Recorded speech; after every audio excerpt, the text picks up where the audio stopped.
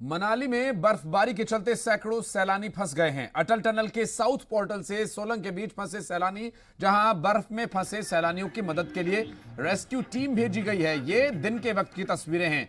रात के वक्त की भी ताजा तस्वीरें आपको दिखाएंगे। फिलहाल आपको बता दें कि अटल टनल के साउथ पोर्टल से सोलंग वैली के बीच फंसे इन सैलानियों को परेशानी तो अभी तक नहीं हुई थी, लेकिन अब चूंकि रात का वक्त हो चुका है तो ऐसे में परेशानी बढ़ सकती है, चूंकि ठंड इस वक्त वहां बहुत ज्यादा है और लगातार बर्फबारी अगर होती रही तो एवलांच का भी खतरा हो सकता है। ऐसे में इस बर्फबारी के मौसम में कुछ जो अनएक्सपीरियंस्ड ड्राइवर हैं, जिससे कि गाड़ी को संभालना वहां पर उनके लिए बहुत मुश्किल हो रहा है। ऐसे में ये जो तस्वीर आप देख रहे हैं, दरअसल ये दिन की तस्वीरें हैं जब वहां पर गाड़ियों का रुकना शुरू हो गया था, क्योंकि आगे तक जो रास्ता है वो ट्रैफिक की वजह से पूरी तरह से जाम हो चुका है और गाड़ियां वहां पर स्लिप कर रही हैं, फिसल रही हैं और फिसल कर सड़क से किनारे वो चली जा रही हैं। और कई बार जो सैलानी वहां पर पहुंचे हैं, जो कि कई बिना जानकारी के और ऐसी जगहों पर पार्किंग कर देने की वजह से भी लोगों को परेशानी का सामना करना पड़ता है। मनाली में बर्फबारी के चलते सैकड़ों सैलानी इस वक्त फंसे हुए हैं। रेस्क्यू टीम मौके पर पहुंच चुकी है, जो कि एक एक करके वहां से लोगों को निकालने का काम कर रही है। और ये दो तस्वीरें इस वक्त आपकी टीवी स्क्रीन पर आप देख सकते हैं कि एक तरफ सुबह यानी दिन में, जब दिन के उजाले में जो बर्फबारी थी उसकी तस्वीर हम आपको दिखा रहे हैं, तब भी बर्फबारी हो रही थी, और अब ये रात की तस्वीर और अभी भी बर्फबारी जारी है। ये जो तस्वीरें हैं इन दोनों ही तस्वीरों को देखकर अंदाजा लगाया जा सकता है कि आगे परेशानी कितनी बढ़ सकती है। हालांकि गाड़ियां जो वहां पर फंसी हुई हैं वो एक एक कर वहां से निकालने की कोशिश हो रही है, लेकिन ये जो ताज़ा बर्फबारी लगातार हो रही बर्फबारी चिंता का विषय बनी हुई है।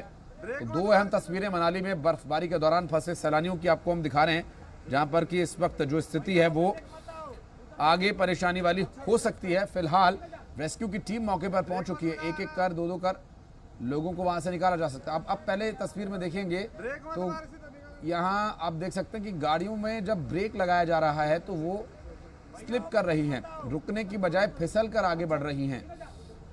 तो ऐसे में जो ड्राइवर्स जानकारी जिन्हें नहीं है कि बर्फबारी के समय में ब्रेक नहीं लगाने चाहिए, आप गियर में ही गाड़ियों को रोकें या फिर हैंड ब्रेक का थोड़ा बहुत इस्तेमाल कर सकते हैं। और संदीप हमारे संवाददाता, जो कि लगातार ग्राउंड जीरो पर बने हुए समस्या को लोगों तक पहुंचाने के साथ साथ संदीप खुद भी इन चीजों में इन्वॉल्व रहते हैं और लोगों की हेल्प करने के लिए हमेशा वहां तैनात रहते हैं। संदीप, अभी क्या ताजा अपडेट मिल पा रहे हैं और क्या हालात हैं? रेस्क्यू ऑपरेशन कहां तक पहुंचा है? आशीष, तस्वीरें देखकर समझा जा सकता है कि जिस तरीके से अनुभव नहीं हो तो बर्फबारी होने के बाद जिस तरीके से जो है वो फिसलन बढ़ जाती है, तो उसमें इस तरीके की वारदात जो है वो सामने होती है और कहीं ना कहीं गाड़ियां जो है वो स्लिप होकर अनियंत्रित होकर दूसरी गाड़ियों के साथ जो है वो टकरा जाती है। तो यही समस्या इस वक्त जो है वो ग्राउंड जीरो पर बनी हुई है और इसकी वजह से इस वक्त अटल टनल से लेकर जो धुंधी वाले पोर्शन तक है वहां पर गाड़ियों की लंबी कतारें फंसी हुई है, परिवार फंसे हुए हैं, टूरिस्ट के काफी सारे लोग वहां पर फंसे हुए हैं। और ये वो जगह है जहां पर बर्फबारी जो है वो कुछ ही घंटों में जो है 1 फीट से 2 फीट तक हो जाती है। इस वक्त वहां पर जो है लोगों को काफी परेशानियों का सामना करना पड़ रहा है। दूसरी तरफ राहत की बात यह है आशीष की सोलंग वैली तक जो है, मनाली से सोलंग वैली तक ट्रैफिक को क्लियर कर दिया गया है। और दूसरी तरफ अगर अटल टनल की सोलंग वैली से अटल टनल की तरफ की बात की जाए तो लगभग 6 से 7 किलोमीटर के डिस्टेंस पर गाड़ियों को बाहर निकाला जा चुका है। लेकिन कुछ एक पोर्शन जो है वहां पर इस तरीके की जो है गाड़ियां स्किड होने के बाद जो है बीच सड़क में फंस चुकी हैं, जिसकी वजह से दूसरी गाड़ियों को बाहर निकालना इस वक्त चुनौती बना हुआ है। फिलहाल रेस्क्यू दल वहां पर मौजूद है, लोगों को पैदल बाहर निकाला जा रहा है और फिर दूसरी गाड़ियों के जरिए जो है वो सुरक्षित मनाली बाहर निकाला जा रहा है। लेकिन अब भी कई सारी गाड़ियां जो है वो साउथ होटल के पार्किंग के प्लॉट से लेकर जो है वो धुंधी तक के डिस्टेंस, लगभग 6 किलोमीटर का ये डिस्टेंस है, वहां पर फंसी हुई हैं। इस वक्त राहत की बात यह है कि मौसम थम चुका है। हालांकि बर्फबारी अगर शुरू होती है तो उसके बाद परेशानी बढ़ना लाजमी हो जाएगी, क्योंकि ये वो इलाका है जहां पर टेम्परेचर -15 से 20 डिग्री सेल्सियस तक रहता है। लेकिन संदीप, जो तस्वीरें हम देख रहे हैं, जो तस्वीरें आपने भेजी हैं, उनमें दिन में भी बर्फबारी हो रही थी और जो रात का सूरज ढलने के बाद का जो समय वहां भी बर्फबारी हो रही है। तो ये बर्फबारी अभी रुकी हुई है, अच्छी बात है, लेकिन किसी भी समय फिर से शुरू हो सकती है। बिल्कुल आशीष, जिस तरीके से मौसम विभाग ने फोरकास्ट जारी की है तो अगले 4 से 5 दिन तक इसी तरीके का मौसम खराब रहने वाला है। और ये वो ऊंचाई है जहां पर बर्फबारी किसी भी वक्त हो जाती है, क्योंकि टेम्परेचर इस तरीके का बना रहता है। ये हाँ। पीर पंजाल की रेंज है जहां पर जो है जबरदस्त बर्फबारी होती है। इस वक्त सिचुएशन ऐसी बन गई है कि वहां पर शेल्टर जो है वो टनल में तैनात जो है इलेक्ट्रिकल और मैकेनिकल वर्क्स के इंजीनियर्स वहां पर रहते हैं, तो उनके शेड में इन टूरिस्ट को शेल्टर दिए जाने की जो है वो कोशिश की जा रही है। मेरी कुछ एक सेवनी कंपनी जो वहां पर तैनात है इलेक्ट्रिकल मैकेनिकल इंजीनियर्स हैं, उनसे बातचीत हुई थी कि किस तरीके से जो है वो लोगों को वहां पर जो है हेल्प करने के लिए वो लोग पहुंचे हैं। पुलिस प्रशासन हालांकि सुबह से ही वहां पर तैनात है, लेकिन ये एक ऐसी जगह है जहां पर ठंड से सीधी सीधी चुनौती होती है। और आप समझ सकते हैं कि बर्फबारी इतनी ज्यादा हो, ठंड ज्यादा हो, तो टूरिस्ट को इतना एक्सपीरियंस नहीं होता है कि इस तरीके की कंडीशन से कैसा बचे जा सके। हालांकि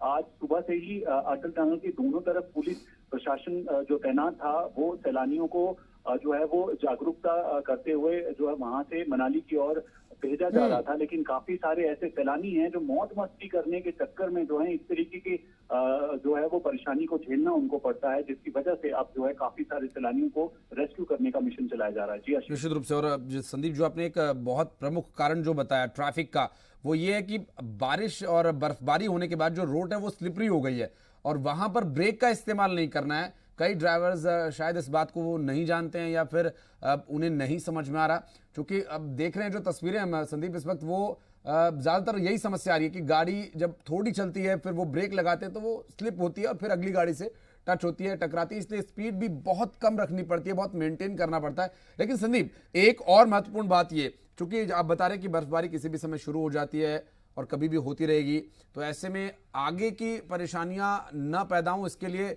सैलानियों के लिए, चूंकि अब मौसम बहुत खराब है, किसी की तबीयत या मेडिकल इमरजेंसी के लिए क्या इंतजाम हो सकते हैं या क्या उसके बारे में कुछ सोचा जा रहा है?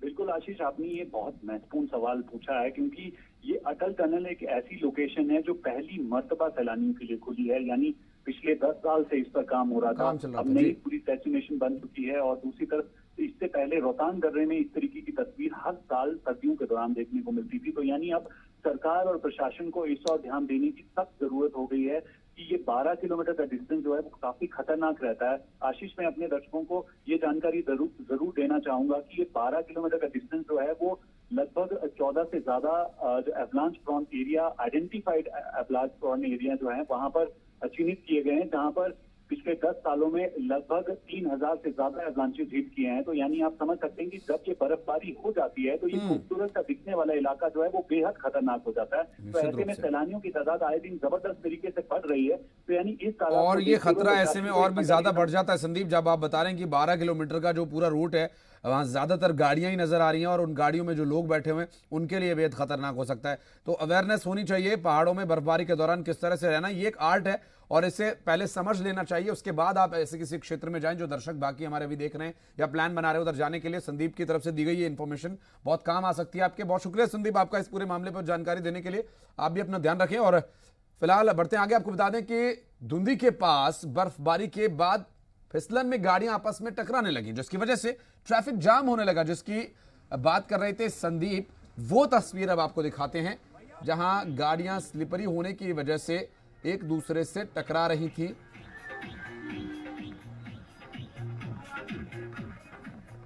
और ये देखिए यहां पर गाड़ियों को रोककर जो सैलानी खड़े हैं वो यही कारण है, क्योंकि गाड़ियां फिसल कर कभी दाएं तो कभी बाएं जा रही हैं। ऐसे में यहां से निकल पाना बहुत ही मुश्किल हो रहा है,